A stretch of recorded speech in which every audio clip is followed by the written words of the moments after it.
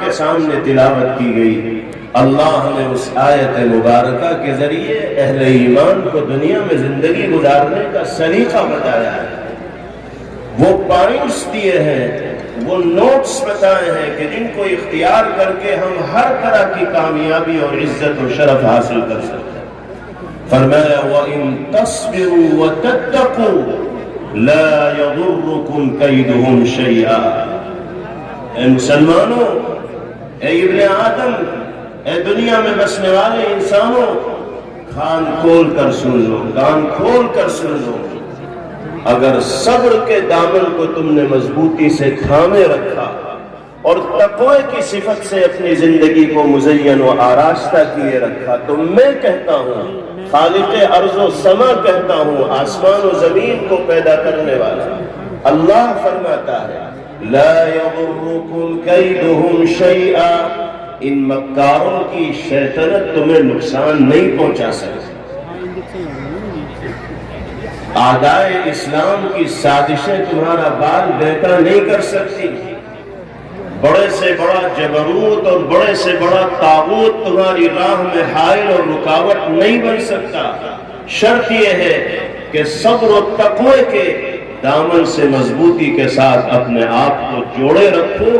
لا یضرکم کیدہم شیئا ان اللہ بما یعملون محیط، اللہ رب العزت والجلال کے احاطے علم میں ہے وہ تمام کارستانیاں جو دشمنان اسلام کرتے ہیں، اللہ کے نگاہ علم سے کوئی چیز مخفی اور پوشیدہ نہیں، وہ سب جان رہے ہیں کہ کون کیا کر رہا ہے، کون ظلم و ستم برپا کر رہا ہے، کون سفاکیت کا اور خوریزی کا مظاہرہ کر رہا ہے، کون حق تلفی کر رہا ہے، کون بے گناہوں کے خون سے اللہ کی دھرتی کو رنگین کر رہا ہے، اللہ کو سب پتہ ہے، سب اس کے علم ہے۔ لیکن یہ سب کچھ اللہ ہونے دے رہے ہیں اس لیے کہ جو شرائط ہمارے اور آپ کے ذمہ ہیں جن کو پورا کرنا، ہم ان شرائط کو پورا نہیں کر پا رہے ہیں تو اللہ کے وعدے نصر کے مستحق بھی ہم نہیں بن پا رہے۔ اس لیے آج کے اس اجتماع سے ہم سب کو یہ عہد کر کے جانا ہے اور عزم کر کے اٹھنا ہے کہ اپنی زندگی کو صبر و ثبات سے مالا مال کریں گے اور تقوی کی صفت سے متصف ہو کر اللہ کی عطا کردہ زندگی کے لمحات کو گزارنے کی فکر و کوشش کریں گے۔ صبر کا مطلب یہ ہے کہ طاعات پر، نیکیوں پر، نمازوں پر، رمضان کے روزوں پر، سچائی پر، حسن خلق پر، لوگوں کے ساتھ اچھا برتاؤ کرنے پر، والدین کے ساتھ حسن سلوک، بیوی بچوں کے ساتھ شفقت، رشتہ داروں کے حقوق کی ادائیگی پر جم جاؤ۔ کوئی نیکی ایسی نہ ہو جو ہماری زندگی میں چھٹی رہ جائے۔ اسی طرح صبر کا مطلب یہ ہے کہ ہر طرح کی معصیت اور گناہوں سے رک جاؤ،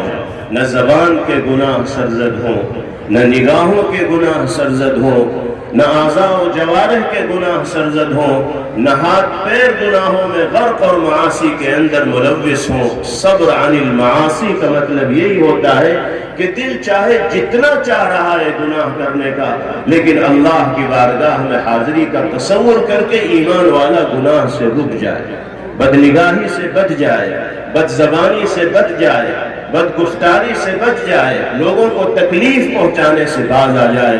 اللہ ہمیں معاف فرمائے۔ ہمارے ذوق اتنے خراب ہو گئے، ہمارا شوق اتنا خراب ہو گیا کہ سچائی یہ ہے کہ گناہ کرتے ہوئے مزہ آتا ہے اور اللہ کو راضی کرنے والے اعمال کو انجام دینے کی طرف طبیعت مائل نہیں ہوتی، مسجد کی طرف قدم نہیں اٹھتے اور گناہوں کی طرف دوڑے بھاگے چلے جاتے ہیں۔ سچائی کی زبان اختیار کرنے کی توفیق نہیں ہوتی اور صبح سے شام تک دنیا کے چند ٹکوں کی خاطر اور جھوٹے مفادات کو حاصل کرنے کے لیے جھوٹ کے انبار لگا دیتے ہیں، اور گالی تو زبان پر اتنی آسان ہو گئی ہے کہ سلام کلام بعد میں ہوتا ہے اور گالی کی بوچھار ہماری زبان سے پہلے ہونے لگتی۔ کیا اللہ کی رحمت کے مستحق ہم ایسے ہی بنیں گے؟ اللہ کی نصرت و مدد ہمارے اور آپ کے شامل حال ایسے ہی ہوگی؟ اللہ کو راضی کرنا ہے، منانا ہے تو اللہ کی مرضی کے مطابق جینا بھی پڑے گا۔ گناہوں سے بچ کر زندگی گزارنے کا عادی بننا پڑے گا۔ زندگی کے جو قیمتی لمحات اللہ نے مرحمت فرمائے ہیں، میسر فرمائے ہیں، ایک ایک لمحے کو وصول کرتے ہوئے اللہ کی مرضی کے مطابق گزارنا ہوگا۔ آج وقت کا ضیاع اور وقت کی بربادی بھی ایک فیشن بن گیا ہے۔ طرح طرح کے شوق ہمارے نوجوانوں میں پال رکھے ہیں، جن میں منہمک و مشغول ہو کر آسانی کے ساتھ وہ اپنے وقت کا خون کرتے ہیں، وقت کو برباد کرتے ہیں۔ کوئی موبائل بینی کے اندر بیجا وقت صرف کر رہا ہے، کوئی کبوتر بازی کے اندر لگا ہوا ہے، کوئی کیرم بازی میں لگا ہوا ہے، کوئی لوڈو میں لگا ہوا ہے، کوئی لہو و لعب اور لایانی کاموں کے اندر مشغول ہے۔ اور موبائل کے تو ایسے ایسے بھٹی سماج کے اندر پیدا ہو گئے ہیں کہ جن کو موبائل کا ایسا نشہ چڑھا ہوا ہے کہ جس طرح شرابی شراب کے نشے سے چور ہوتا ہے، ایسے ہی موبائل کو غلط استعمال کرنے کا عادی نوجوان بھی موبائل بینی کی لعنت میں اور نشے میں گرفتار ہوتا ہے۔ رات میں 12 بج جائے، 1 بج جائے، 2 بج جائے، اللہ کے بندے کی پلک نہیں جھپکتی، وہ ہوتا ہے اور موبائل کی اسکرین ہوتی ہے اور غلاظت و گندگیوں کی دلدل ہوتی ہے جس کے اندر وہ اترتا چلا جاتا ہے، جن مناظر کو دیکھنے کے بعد روحانیت اور نورانیت نام کی کوئی چیز انسان کی زندگی میں اور قلب و دماغ میں رہ ہی نہیں سکتی۔ میرے بھائیوں، بزرگوں، میرے نوجوان ساتھیوں، جب تک خلوت و تنہائی کے ان گناہوں سے، ان غلاظتوں سے، ان گندگیوں سے اپنے آپ کو ہم پاک نہیں کریں گے، اس وقت تک اللہ کی نصرت و مدد ہمارے شامل حال نہیں ہوگی۔ جو حشر آج ہم دیکھ رہے ہیں، کل اس سے زیادہ خطرناک حشر کا مشاہدہ کیا جا سکتا ہے اگر ہم اپنے آپ کو، اپنے نوجوانوں کو، اپنی نسل نو کو راہ راست پر لانے کے لیے تیار نہیں ہوں گے تو آگے آنے والے حالات کس شکل کو اختیار کریں گے کچھ نہیں کہا جا سکتا۔ اس لیے قرآن مقدس کے اس پیغام کو اپنے دل کی تختی کے اوپر ہر فرد کو لکھ لینا چاہیے اور یہ عزم کر کے یہاں سے جانا چاہیے کہ تقویٰ اور صبر و ثبات سے اپنے آپ کو پوری زندگی جوڑے رکھیں گے اور قرآن مقدس کی اس آیت مبارکہ کا پیغام اپنے ذہن و دماغ کے اندر محفوظ رکھیں گے۔ وَإِن تَصْبِرُوا وَتَتَّقُوا لَا يَضُرُّكُمْ كَيْدُهُمْ شَيْئًا۔ دوسری بات یہ ہے کہ اتحاد و بھائی چارے کو فروغ دیا جائے، آپسی میل ملاپ اور محبت کا ماحول اپنے سماج و معاشرے کے اندر قائم کیا جائے۔ ہم ہی اگر آپس میں ایک دوسرے کی ٹانگیں کھینچیں گے، ایک دوسرے کو ذلیل اور رسوا کرنے کی کوشش کریں گے،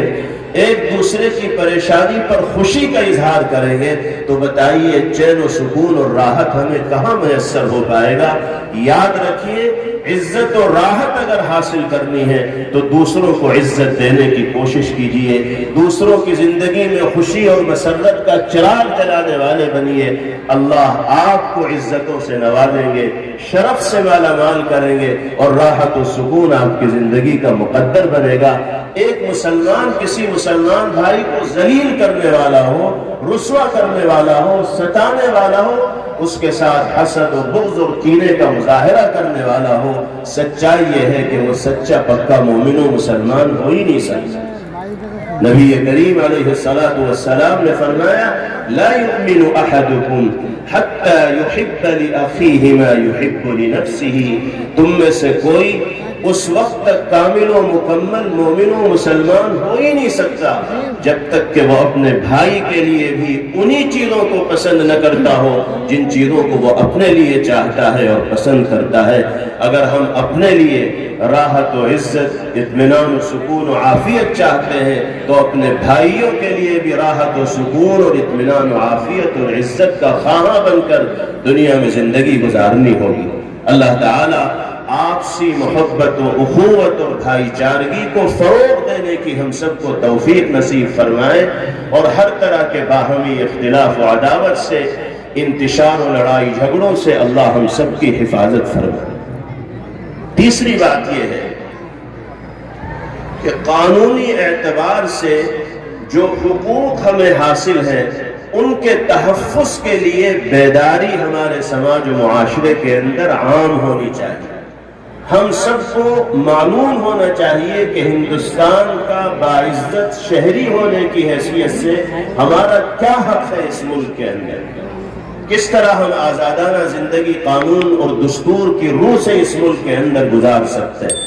آزادی کے ساتھ ہمیں اپنے مذہبی شعائر پر عمل کرنے کا حق حاصل ہے، مساجد کی تعمیر کا ان کو آباد رکھنے کا حق حاصل ہے، اوقاف کی جو جائیدادیں ہمارے بزرگوں نے اللہ کے نام پر مسلمانوں کی فلاح و بہبود کے لیے وقف کی ہیں، ان سے فائدہ اٹھانا یہ ہمارا قانونی، دستوری اور آئینی حق ہے۔ ملک میں بسنے والے ہر مسلمان کو، چاہے وہ کسی بھی صوبے میں ہو، کسی بھی خطے میں ہو، کسی بھی شہر میں ہو، کامل آزادی دستور دیتا ہے اپنے مذہبی تقاضوں پر عمل کرنے کی۔ جب یہ چیزیں ہمیں معلوم ہوں گی تو جب حکومتوں کی طرف سے ہمارے حقوق میں مداخلت کی جائے گی، جیسے کہ UCC کو نافذ کرنے کی کوشش کی جا رہی ہے اور ملک کی بعض ریاستوں کے اندر اس ظالمانہ غیر منصفانہ قانون کا نفاذ بھی ہو گیا ہے، ہمیں پورے وثوق و اعتماد کے ساتھ اور پوری جرأت و دلیری کے ساتھ حکومت وقت کے سامنے یہ اعلان کرنا ہے کہ اس طرح کے غیر منصفانہ قوانین جو دستور و آئین کے ذریعے دی گئے حقوق کے خلاف ہیں، مسلمان نے کبھی اس طرح کے جبر کو نہ پہلے قبول کیا ہے، نہ آج قبول کر رہا ہے، نہ انشاءاللہ آئندہ قبول کرے گا۔ تمہارے پاس طاقت ہے، قلم ہے، عدالت تمہارے اشارے کے اوپر چل رہی ہے، تم اپنی طاقت و قوت اور جبر کی بنیاد پر غیر منصفانہ اور ظالمانہ قانون بنا سکتے ہو، لیکن ہم اپنے سماج و معاشرے میں اللہ کے قانون کو نافذ کریں گے، اسی پر جئیں گے اور اسی پر مریں گے۔ جو نام نہاد قانون شریعت کے متصادم ہوگا اور شرعی قوانین سے ٹکرانے والا ہوگا، نہ کبھی اہل ایمان نے ایسے قوانین کو قبول کیا ہے، نہ آئندہ کبھی قبول کریں گے۔ تم UCC بناؤ یا UPC بناؤ، جو چاہو بناؤ، ہمارا قانون تو قانون شریعت ہے، ہم اسی پر جئیں گے اور انشاءاللہ اسی پر مریں گے۔ اور میرے بھائیوں بزرگوں، یہ قوانین اگر اپنے طاقت کے بل پر بنا رہے ہیں تو بنا لیں۔ ہم نے اگر یہ فیصلہ کیا